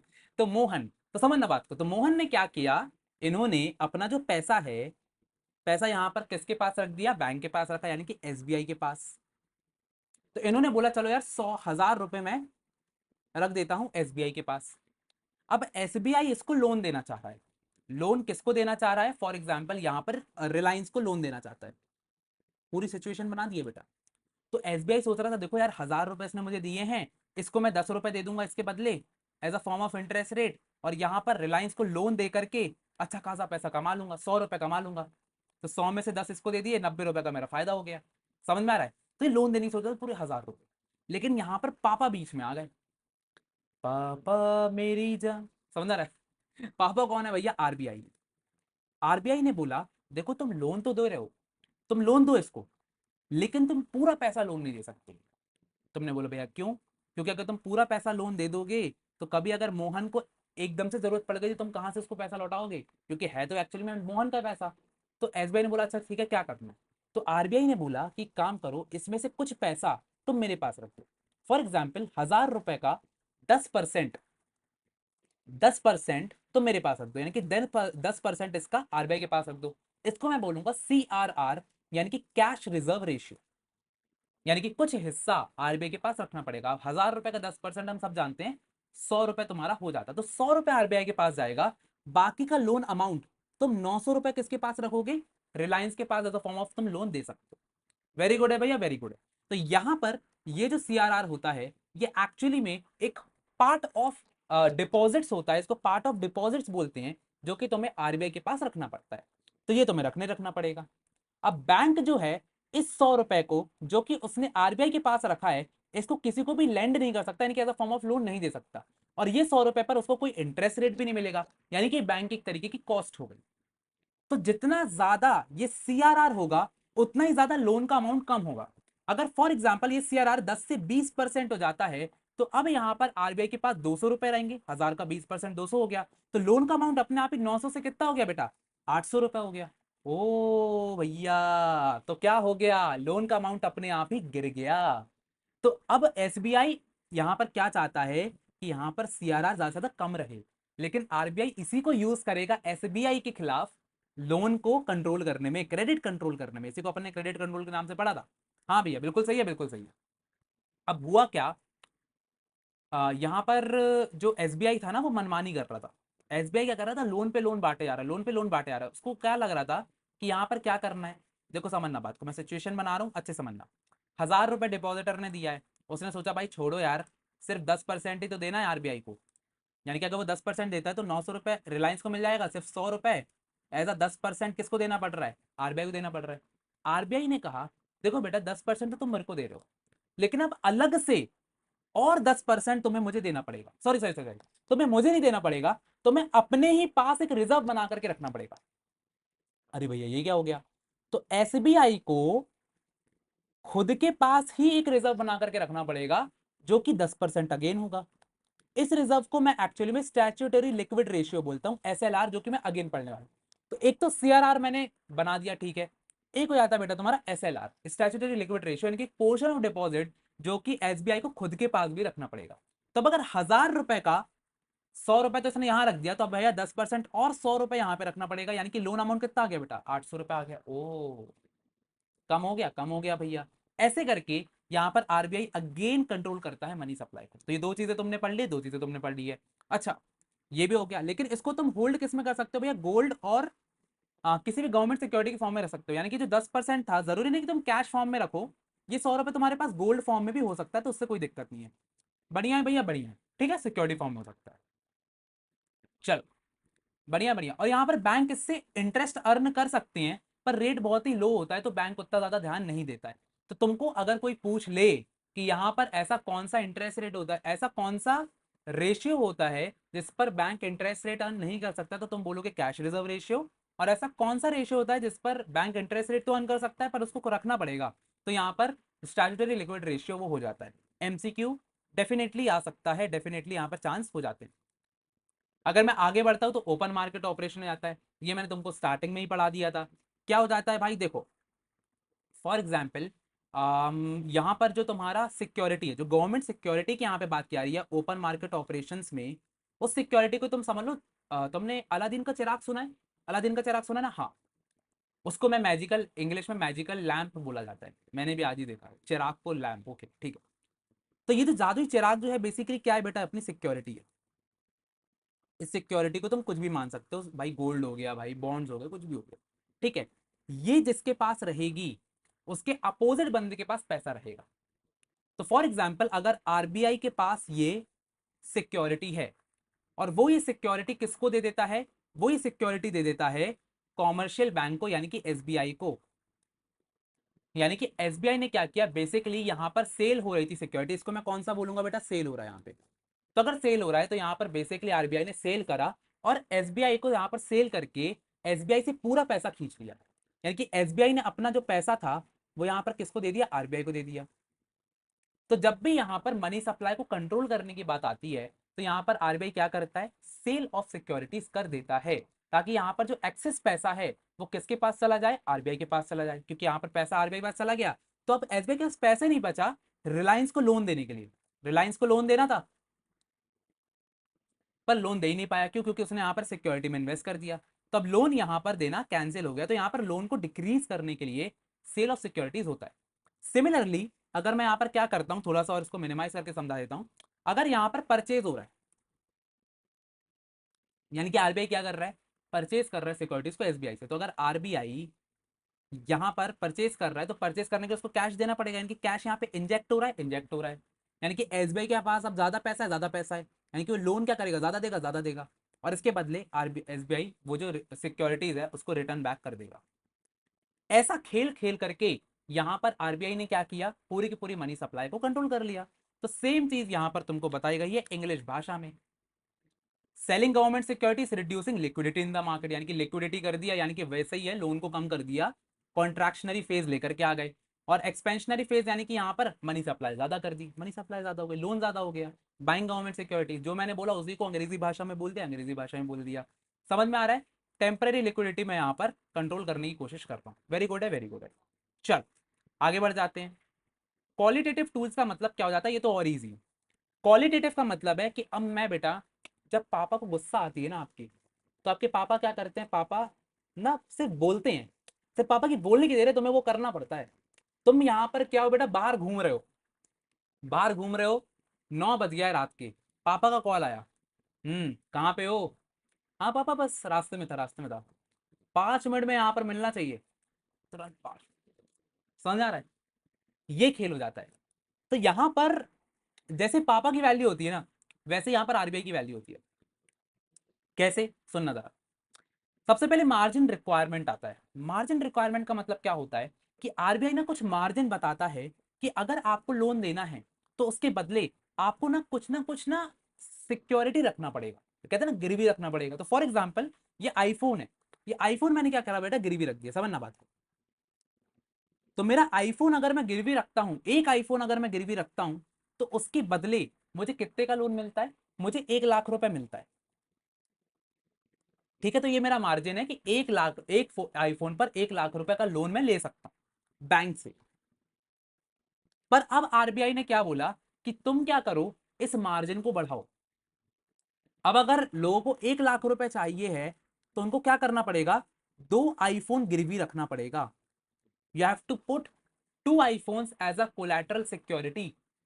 ओ, मार्जिन को इंक्रीज कर दिया। किस मार्जिन को इंक्रीज किया, मार्जिन मतलब गैप होता है, difference between the collateral security and the amount of loan raised. This is the collateral and this is the loan amount that is given to the depositor या फिर जो भी बंदा जो भी एक्वायर कर रहा है। समझ में आ रहा है खेल को। तो यहां पर इस मार्जिन को जितना बड़ा, अब फॉर एग्जांपल 3 आईफोन कर दिया, अब तुमको 3 आईफोन्स लेकर के आना पड़ेगा तभी तुमको 1 लाख रुपए का लोन मिलेगा। तो margin has increased, so it is discouraging you, it is a discouragement for you कि अब तुम क्या करोगे, जितना हाई मार्जिन रिक्वायरमेंट होगा उतना ही कम तुम बोरो करोगे, एंड जितना कम बोरो करोगे उतना ही मनी सप्लाई कंट्रोल हो जाएगी, लोन लेना तुमने बंद कर दिया। तो यहां पर इनडायरेक्टली आरबीआई ने क्या किया, खेल खेल दिया, खेला हो गई, खेला हो गया। समझ में आ रहा है, ये खेल चलता है। इसके अलावा अगर इस मार्जिन को कम कर दिया तो उल्टा हो जाएगा, अगर रिड्यूस कर दिया मार्जिन को तो यहां पर अब तुम सिर्फ आधा आईफोन भी लेकर के आते हो तो तुम्हें यहां पर 1 लाख रुपए मिल जाता है। तुम कहोगे भैया अच्छी बात है, तो एक आईफोन लेके जाओगे तो तुम्हें 2 लाख रुपए मिल जाएगा। हाँ भैया, तो तुमको ज्यादा लोन मिल गया, तो मनी सप्लाई ज्यादा हो गई। क्लियर है बात, नहीं समझ में आए तो कॉमेंट सेक्शन में पूछ लेना। अगर मैं मोरल सुएशन की बात करता हूं, अब ये पापा वाली काम है। कैसे, मोरल सुएशन का मतलब है कि यहां पर गवर्नमेंट ने परसुएट करा, ऑर्डर दे दिया आरबीआई ने। आरबीआई ने क्या ऑर्डर किया कि अब जो गवर्नमेंट सिक्योरिटीज हैं उनको तुम्हें कुछ सेक्टर्स को नहीं देना है, अब तुमको यहाँ पर होल्ड करना है फंड्स को, अब तुमको किसी को ज्यादा लोन देने की जरूरत नहीं है। तो ये मोरल सुएशन है। उसने क्या बोला कि तुम गवर्नमेंट सिक्योरिटीज में होल्ड करो फंड्स को, गवर्नमेंट सिक्योरिटीज होल्ड करो, तुमको किसी भी सेक्टर को, सर्टेन सेक्टर को तुम्हें नहीं देना। तो यहाँ पर डिस्ट्रीब्यूट करने से तुमने मना कर दिया। इसके पापा कहते हैं ना, उस दोस्त के साथ तुम्हें दोस्ती नहीं करना है। तो सिमिलरली बैंक को क्या बोला, रिलायंस को लोन नहीं देना, अभी नहीं देगा बैंक। समझ में आ रहा है, ये खेल हो गया, मोरल सुएशन हो गया। समझ में आ रहा है। इसके अलावा ये क्रेडिट नहीं देना, या फिर बोल दिया कि क्रेडिट नहीं देना तो नहीं देना है। इसके अलावा सिलेक्टिव क्रेडिट कंट्रोल में क्या बोला, किसी पर्टिकुलर सेक्टर को नहीं देना, किसी पर्टिकुलर इंडस्ट्री को नहीं देना। फॉर एग्जांपल टाटा को लोन मत दो, टाटा बहुत ग्रो कर रहा है, बहुत ग्रो कर रहा है, सच में बहुत ग्रो कर रहा है, नहीं दो लोन, बहुत ग्रो कर रहा है, बाकी लोग छुप रहे हैं। तो यहाँ पर एक तरीके से रोक दिया, तो सिलेक्टिव क्रेडिट कंट्रोल हो गया। इसके अलावा मार्केट स्टेबलाइजेशन स्कीम, सिमिलरली है, इस पर ज्यादा तुम्हें दिमाग नहीं लगाना है। मार्केट स्टेबलाइजेशन स्कीम में भी सिमिलरली यहाँ पर आरबीआई एक तरीके से एक ऐसा टूल है जिसको यूज करके यहाँ पर एक्सेस लिक्विडिटी, यानी कि जो कैश है, लिक्विडिटी मतलब कैश को कंट्रोल कर रहा है through the issuance of government bonds. तो उसने क्या बोला, गवर्नमेंट बॉन्ड को इशू कर दिया और एक्सेस लिक्विडिटी यहाँ पर बैंक से ले ली, तो बॉन्ड्स दे दिए, लिक्विडिटी ले ली। It is similar to open market operations, but अगर क्वेश्चन में आपको गवर्नमेंट बॉन्ड्स की बात की जा रही है तो आप यहां पर टिक करोगे मार्केट स्टेबलाइजेशन स्कीम में। अगर नॉर्मल गवर्नमेंट सिक्योरिटी वर्ड का यूज किया जा रहा है तो आप ओपन मार्केट ऑपरेशन को टेकआउट करके आओगे। शॉर्ट टर्म लिक्विडिटी फंक्शन है, वेरी गुड है, एक्सेस कैपिटल इनफ्लोज हो रहा है, वेरी गुड। चलो, तो वही है, तुम खेल समझ चुके हो, सब चीजों से तुम्हारी शॉर्ट टर्म लिक्विडिटी को ही यहाँ पर फाइनलाइज किया जा रहा है। तो ऐसे करके तुमने यहाँ पर सारी चीजों को कंप्लीट कर लिया है। अब तुम्हारे जाते हैं कुछ और इंस्ट्रूमेंट्स, जल्दी से पढ़ा दूंगा, चैप्टर यहाँ पर समाप्त हो जाएगा। बस देखो यार, अब अगर तुम इतने आखिरी तक आए हो और यहाँ पर तुम वीडियो छोड़ करके अरे यार छोड़ो यार अब तो ये बनता है, ये करके चलेगा ना, तो आगे जाके तुम्हें फिर से रिवाइज करना ही करना पड़ेगा, क्योंकि इसके एमसीक्यू तुमसे बनेंगे नहीं। इससे बढ़िया अब यहाँ तक आ गए हो, तो अब जो ग्राफ था, जो टोटल तुम्हारा प्रोडक्ट था वो यहां तक आ गया, अब तुम यहां पे छोड़ के जा रहे हो, अब इसको मैक्सिमम लेवल तक लेके जाओ ना, फिर जाना। समझ में आ रहा है, बढ़िया है, बढ़िया है। चलो भैया, तो जल्दी से अब अपन अपने चैप्टर को कंप्लीट करने वाले हैं, कंप्लीट करने वाले हैं, चलो जाओ। बैंक रेट क्या होता है, बैंक रेट हम सब लोग जानते हैं। तो अब देखो फिर से अपन लोग आ जाते हैं अपने एग्जाम्पल के ऊपर। तो आरबीआई और एसबीआई की बात करते हैं। तो आरबीआई के पास है भैया अच्छा खासा पैसा, सारे पैसे लेती है। एसबीआई के पास पैसे नहीं होते, एसबीआई जाता है आरबीआई के पास और कहता भैया लोन दे दो। तो लोन देने के लिए आरबीआई ने क्या बोला, लोन तो दे देंगे, और कौन सा लोन देंगे, लॉन्ग टर्म। ये तुम्हें पता होना चाहिए, लॉन्ग टर्म जब भी लोन की बात की आएगी, लंबे समय के लिए, 1 साल से ज्यादा के समय के लिए, जब मैं उसको क्या बोलूंगा, इस पर जो इंटरेस्ट रेट लगेगा, इंटरेस्ट, उसको मैं क्या बोल दूंगा, बैंक रेट बोलूंगा। So the rate at which RBI gives loan to किसको, एसबीआई को, तो यहाँ पर एसबीआई को लोन दिया। सो बेसिकली यहाँ पर क्या हुआ, यहाँ पर इंटरेस्ट रेट आरबीआई को मिलेगा, इंटरेस्ट रेट आरबीआई को मिलेगा। तो ये गिव एंड टेक वाला खेल है बेटा, लोन दो लेकिन उसके बदले इंटरेस्ट रेट दो। तो इंटरेस्ट रेट अगर ज्यादा हो गया तो यहाँ पर क्या दिक्कत हो जाएगी, एसबीआई डिस्करेज होगा लोन लेने में और उसके पास पैसे की कमी हो जाएगी। तो कैसे आएगी थोड़ा समझते हैं बात को। Interest rate at which RBI lends long term funds to banks, long term funds याद रखना वरना दिक्कत हो जाएगा। करंट यूज क्या है, अगर यहाँ पर इसका यूज कब होता है, तो फॉर एग्जांपल अगर कुछ पेनलाइज करना है बैंक्स को, अगर कोई बैंक यहाँ पर फेल हो जाता है, अगर बैंक यहाँ पर जो है एसएलआर और सीआरआर जो कि हमने पहले पढ़ा था, अगर 10% कैश वो मेंटेन नहीं कर पा रहा है, उसके पास गोल्ड रिजर्व्स नहीं है, तो यहाँ पर क्या होगा, वो बेसिकली मनी सप्लाई को डायरेक्टली कंट्रोल कर सकता है। कैसे कर सकता है, बहुत सिंपल सी बात है, बैंक को क्या करो, बैंक रेट बढ़ा दो, तो लोगों के लिए, बैंक के लिए क्या हो जाएगा, लोन का जो रेट है वो बढ़ जाएगा, तो वो लोन यहाँ पर नहीं लेगा आरबीआई से, नहीं लेगा तो दिक्कत जाएगा, या फिर महंगे पर लेगा तो उसका ज्यादा पैसा चला गया। समझ में आ रहा है, अगर यहाँ पर बैंक रेट फॉर एग्जाम्पल, इसको एग्जाम्पल ले लेते हैं, आरबीआई ने 1 लाख रुपए दिए किसको, एसबीआई को, उसके बदले पहले 500 रुपए ले रहा था, लेकिन अभी 1000 रुपए ले रहा है, तो बैंक को एक्चुअली में ज्यादा इंटरेस्ट रेट पे करना पड़ रहा है, जिसके कारण अब वो जो कंज्यूमर्स है उससे भी ज्यादा वसूलेगा। समझना बात को, अब अगर ये कंज्यूमर को फॉर एग्जांपल ये मोहन को क्या कर रहा था बेटा, लोन दे रहा था, तो भी ज्यादा रेट पर लोन देगा क्योंकि उसको ज्यादा रेट देना पड़ रहा है, तो मोहन डिस्करेज हो जाएगा। अगर मोहन डिस्करेज हो गया तो मोहन लोन लेना बंद कर देगा, लोन लेना बंद कर देगा तो आगे फर्दर डिमांड भी नहीं करेगा और ज्यादा उसके पास पैसा भी नहीं रहेगा। समझ में आ रहा है, तो ये इससे क्या होगा, इन्फ्लेशन कंट्रोल होगा, ऑफकोर्स ही बात है, क्योंकि डिमांड कम हो गई, लोन नहीं लिया तो डिमांड कम हो गई। समझ में आ रहा है, लोन रेट इसने भी फर्दर इंक्रीज कर दिया। अब अगर मैं बात करता हूं यहाँ पर लिक्विडिटी एडजस्टमेंट फैसिलिटी की, तो ये क्या हो जाता है, ये जब भी शॉर्ट टर्म लिक्विडिटी की हम बात करते हैं ना, तो हम इस चीज को यूज करते हैं, लिक्विडिटी एडजस्टमेंट फैसिलिटी। यहाँ पर हम लॉन्ग टर्म की बात कर रहे थे, अब शॉर्ट टर्म में हम किसकी बात करेंगे, रेपो रेट की बात करेंगे। रेपो रेट का फॉर्मूला यानी कि फुल फॉर्म याद कर लेना, रीपर्चेज रेट इसको हम बोलते हैं। क्लियर है तुमको, बहुत अच्छे से क्लियर है, समझ में आ रहा है ना, दिक्कत मत करना। रीपर्चेज रेट का मतलब होता है ऐसा रेट जहां पर अब शॉर्ट टर्म फंड्स की बात चल रही है, तो बात सेम चल रही है, बस शॉर्ट टर्म फंड्स यहां पर आ गया, लेकिन यहां पर आरबीआई के पास आपको कुछ गवर्नमेंट सिक्योरिटीज को एज अ कोलैटरल भी रखना पड़ता है। तो यहां पर खेल क्या हुआ, समझना बात को। अब रेपो रेट में क्या चल रहा है, जो एसबीआई है वो जाती है किसके पास, आरबीआई के पास, और वो बोलती है कि भाई हमको लोन की जरूरत है, तो आरबीआई कहता है ठीक है भैया लोन दे दे रहा है। तो आरबीआई क्या करता है, यहां पर एक लोन तो दे देता है, लोन तो दे दिया, कौन सा लोन दिया, शॉर्ट टर्म, लेकिन यहां पर क्या ले लेगा, रेपो रेट ले लेगा। समझना बात को, रेपो रेट इसलिए कह रहा हूं क्योंकि बैंक को देना पड़ रहा है, बैंक के लिए नुकसान है ये, समझ में आ रहा है, लेकिन एडिशनली क्योंकि लोन ले रहा है तो एसबीआई को यहां पर क्या करना पड़ेगा, एक सिक्योरिटी भी रखना पड़ेगा आरबीआई के पास, और एक ऐसा एग्रीमेंट होता है इनके बीच में, क्या हो रहा है बेटा, सिक्योरिटी का एक ऐसा एग्रीमेंट हो रहा है कि बाद में आप हमको ये वापस कर दोगे, जो हम सिक्योरिटी आपके पास रख रहे हैं बाद में हम इसको क्या करेंगे, रीपरचेज कर लेंगे, जो सिक्योरिटी हमने आपके पास रखी है हम इसको बाद में रीपरचेज करेंगे, इसलिए हम इसको रीपरचेज रेट भी बोलते हैं, रेपो रेट जिसको शॉर्ट में बोला जा रहा है। अब तुमको पूरा लॉजिक यहाँ पे पता चल चुका है, समझ में आ रहा है। तो bank agree to purchase the repurchase the security the later date, तो लेटर डेट एक डिसाइड होती है कि भैया आज की महीने की अगले महीने की 20 तारीख को मैं अपनी सिक्योरिटीज को आपसे वापस ले लूंगा जो आपके पास रखी हुई है। समझ में आ रहा है, वेरी गुड है, वेरी गुड है। ऐसा ही एक रिवर्स रेपो रेट होता है। अब रिवर्स रेपो रेट में क्या होता है बेटा, जरा ध्यान से समझना मेरे प्यारे बच्चों। रिवर्स रेपो रेट में अब जो आरबीआई है वो रेपो रेट का उल्टा कर रही है, यानी कि यहां पर आरबीआई जा रही है एसबीआई के पास कि ला भाई मेरे को पैसे दे दे,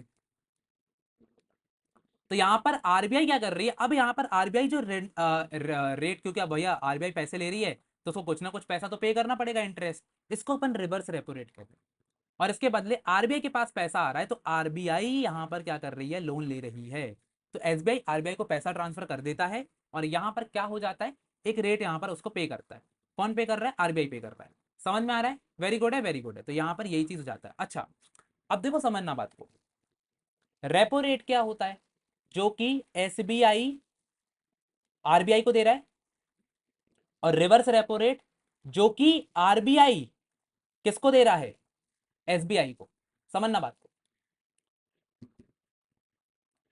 एक है तुम पापा से पैसे ले एक है कि तुम पापा से पैसे ले रहे हो, that is reverse repo rate, पापा से पैसे ले रहे हो, इंटरेस्ट रेट। एक है तुम पापा को इंटरेस्ट रेट पे कर रहे हो, दैट इज रेपो रेट। खेल खेल समझ में आ गया ना, कंफ्यूज मत हो। तो अगर तुम्हारे पापा हैं, पापा इंटेलिजेंट है, पापा बोलेंगे यार देखो इससे मैं पैसा ले भी रहा हूँ दे भी रहा हूँ, तो जो पैसा मुझे देना पड़ रहा है वो कम होना चाहिए और जो पैसा मुझे मिल रहा है वो ज्यादा होना चाहिए। बात पॉइंट है कि नहीं, वरना मुझे तो नुकसान हो जाएगा। खेल समझ में आ रहा है। तो रिवर्स रेपो रेट हमेशा जो होता है रेपो रेट से -1 होता है। यानी कि फॉर एग्जाम्पल अगर बैंक को, अगर ये 12% पे कर रहे हैं, 12% अगर बैंक आरबीआई को पे कर रहे हैं, तो वो उससे 1% कम यानी कि 11% पे करेगा बैंक को, ताकि उसको हमेशा फायदा मिलता रहे, हमेशा प्रॉफिट में काम करता है ये। समझ में आ रहा है। तो अगर तुम्हारे पापा, समझना, तुम्हारे पापा कौन है, आरबीआई है, तो अगर वो तुमसे कोई पैसा ले रहे हैं तो ज्यादा पैसा लेंगे और कम पैसा पे करेंगे, इसलिए यहां पर रेपो रेट -1% हो जाता है। वेरी गुड है, समझ में आ रहा है, समझ में आ रहा है। रेपो रेट इज व्हाट, जो पैसा एसबीआई आरबीआई को दे रहा है उससे क्या किया इसने, 1% कम पैसा दिया ताकि यहां पर प्रॉफिट में रहे। क्लियर है बात, समझ में आ गया, समझ में आ गया। मार्जिनल स्टैंडिंग फैसिलिटी भी सेम ही होता है। यहां पर एक ऐसा रेट होता है जहां पर जो होता है एक ऐसा एक ऐसी पेनल्टी होती है जो कि आरबीआई ले रहा होता है बैंक से जब वो रेपो रेट नहीं दे पाती हैं। क्लियर है बात, ओवर द रेपो रेट होता है। मतलब सिंपल सी बात है, अगर यहां पर कोई भी बैंक है, फॉर एग्जांपल एसबीआई है, वो यहाँ पर क्या कर रहा था, एक स्टैट्यूटरी लिक्विड रेशियो मेंटेन कर रहा था, यानी कि कुछ पैसा उसको अपने पास होल्ड करके रखना था अपने पास, पर वो ये करने में फेल हो गया, उसने अपने पास फेल हो गया पैसा रखने में। तो अब यहाँ पर क्या करेगा, यहाँ पर उसके ऊपर एक पेनल्टी लगेगी जिसका नाम है marginal standing facility, MSF rate, जो कि क्या होगा, जो कि रेपो रेट से 1% और ज्यादा होगा। रेपो रेट क्या होता है, जो कि एसबीआई ऑलरेडी आरबीआई को दे रहा था, लोन जो लिया था उस पर एक एक्स्ट्रा इंटरेस्ट रेट तो दे रहा था, अब उसको और 1% देना पड़ेगा एज अ पेनल्टी, क्योंकि उसने एसएलआर मेंटेन नहीं किया। ये तो भैया गलत है, हाँ गलत है, उससे क्या होता है, आरबीआई के पास 1% ज्यादा पैसा आ रहा है। तो MSF rate is repo rate +1% and reverse repo rate is repo rate -1%। बस इतना तुम याद रख लेना। पापा के हिसाब से सोचना कि अगर पापा आपसे ज्यादा पैसा ले रहे हैं तो ऑफकोर्स सी बात है वो यहाँ पर आपको रिवर्स रेपो रेट में -1 देंगे, और यहाँ पर अगर आपसे पेनल्टी ले रहे हैं तो आपसे एक्स्ट्रा ही 1% लेंगे। तो बस ऐसे याद कर लेना, दैट्स ऑल। यहाँ पर हमारा 90% ऑफ द चैप्टर कंप्लीट हो जाता है। तो भैया आखिरी क्या जाता है, आखिरी बहुत ही छोटी सी चीज हो जाती है, जल्दी से कर ले कंप्लीट, जल्दी से कर ले। नॉन स्टॉप इसलिए करवा रहा हूँ कि तुम यहाँ पर वीडियो पॉज करके 1 मिनट का ब्रेक ले सकते हो, पर अगर ये नॉन स्टॉप रहेगा, तुमने देख लिया ना इसको एक बार में, वन शॉट में, तो तुम्हारा टाइम यहाँ पर बचेगा और मैं तुम्हारा टाइम ही सेव करना चाहता हूँ। बढ़िया है भैया, बढ़िया है। लास्ट टॉपिक, जल्दी से एक बार पानी पी लूँ, पानी पी लो, हाँ भैया पानी पी लो एक बार, आप भी पानी पी लो एक बार, जरा रिकॉर्डिंग देख लूँ चल रही है कि नहीं। हाँ भैया चल रही है, चल रही है।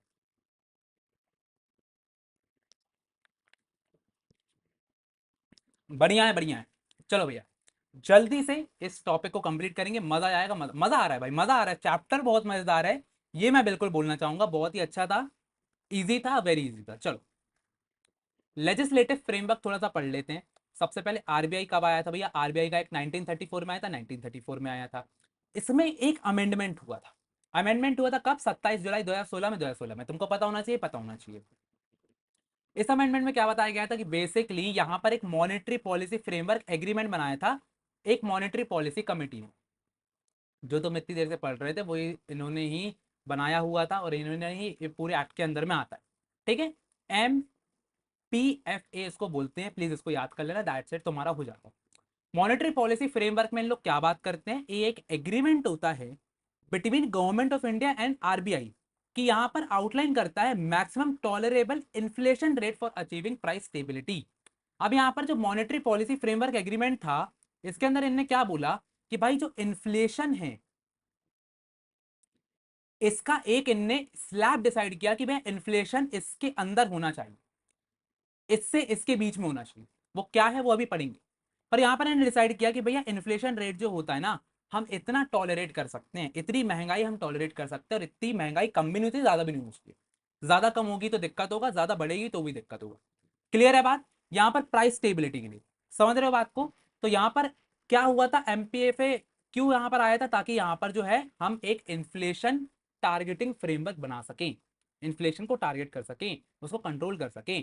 अब इन्फ्लेशन टारगेटिंग में हमने क्या किया, सिंपल सी बात है, यहाँ पर इन्फ्लेशन टारगेटिंग बेसिकली हमने एक ऑफिशियल टारगेट रेंज किया था इन्फ्लेशन का, कि इन्फ्लेशन इस रेंज के अंदर में होना चाहिए, एक रेंज डिसाइड कर दी। ये किसने किया था, expert committee under Urjit Patel 2014। Please बेटा ये याद रखना, वरना एमसीक्यू गलत हो गया तो दिक्कत हो जाएगा। तो उर्जित पटेल के अंडर हमने ये इन्फ्लेशन टारगेटिंग करी थी। बहुत ही ईजी है, कुछ नहीं है, तुमको ज्यादा समझने की जरूरत नहीं है।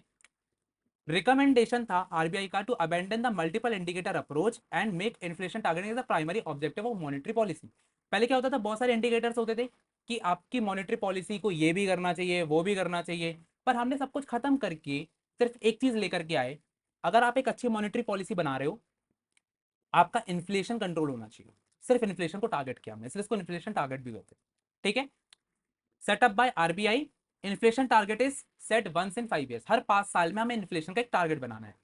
तो अगर मैं 2016 से 21 की बात करता हूं, तो उस टाइम पर एक कंज्यूमर प्राइस इंडेक्स सीपीआई यानी कि इन्फ्लेशन बेसिकली 4% का रखा गया था। This is my attainable rate, this is the best rate that you have to achieve in the next 5 years.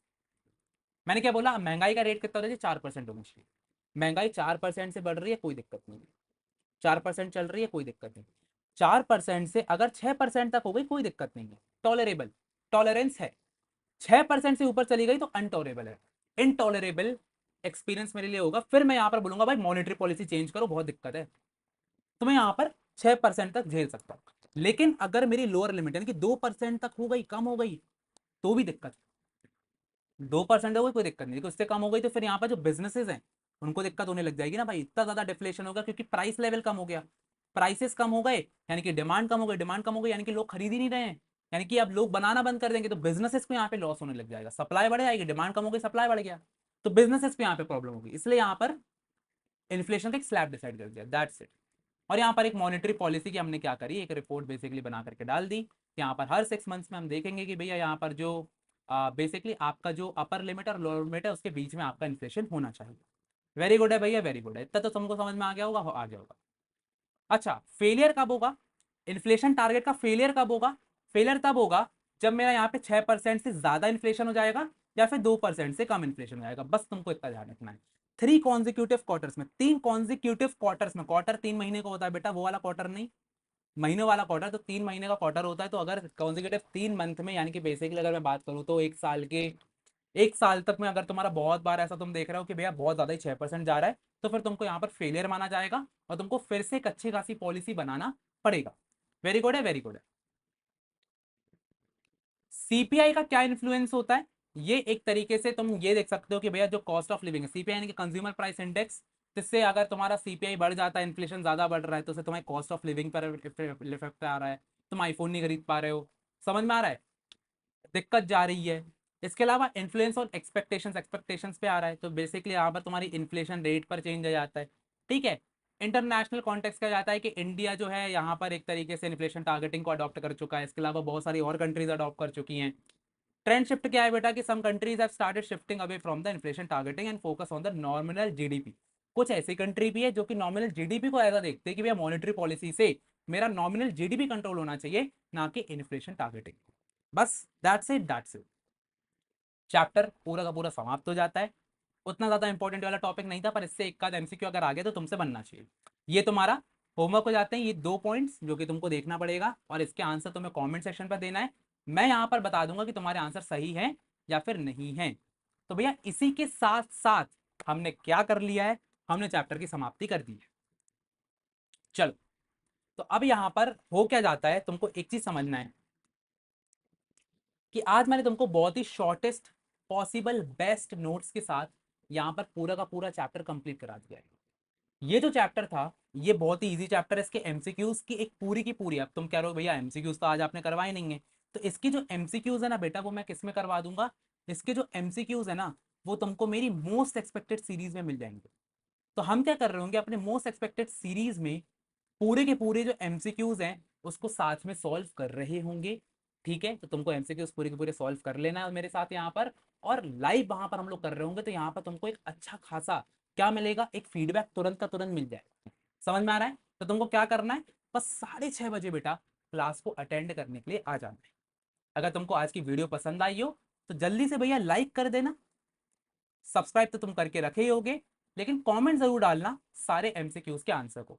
इसी के साथ साथ एक लास्ट चीज बोलना चाहूंगा that guys I love you all यार, बहुत ज्यादा प्यार करता हूं मैं तुम सब लोगों से, तुम सब लोग मेरे छोटे भाई बहनों। एंड हम सब लोग मिलकर के यहाँ पर क्या करेंगे, अपने पूरे के पूरे चैप्टर को ऐसे समाप्त करेंगे, सारे एमसीक्यूज को करेंगे, एमटीपी सेशन करेंगे, आरटीपी करेंगे, सारी चीजें करेंगे। बस तुमको बने रहना है मेरे साथ एंड मैं तुम्हें क्लियर करवाऊंगा सीए फाउंडेशन का सितंबर अटेम्प्ट। तो इसी के साथ साथ मैं क्लास को आज समाप्त करता हूं, आज एक समाप्ति दूंगा। Thank you so much for joining the class and मिलते हैं अपन अपनी नेक्स्ट क्लास में। तो भैया इसी के साथ मिलते हैं नेक्स्ट वीडियो में, तब तक के लिए ऑल द बेस्ट, पढ़ते रहो एंड क्लियर करो सीए फाउंडेशन आदित्य भैया के साथ।